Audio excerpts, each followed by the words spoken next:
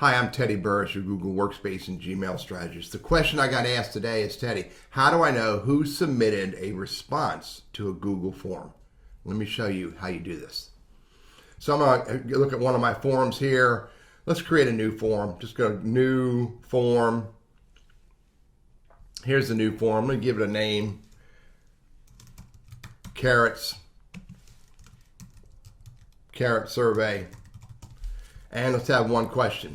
Do you eat carrots? Yes and no.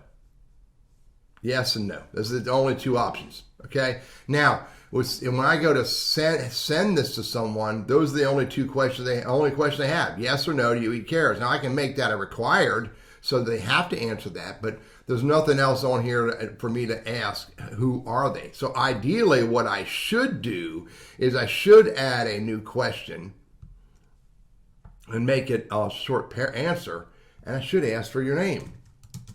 That's what I really should do, and I should make that required.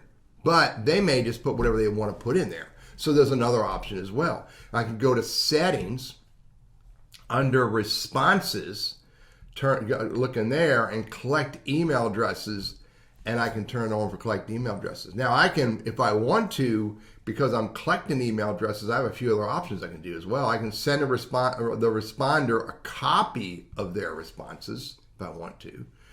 And regardless of collecting email addresses, I'll let them edit their responses. And because I'm requiring them to log into Google, I can limit them to one response if I want to.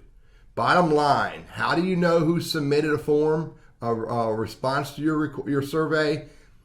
Ask them their name, go to settings, go to responses, and collect email addresses.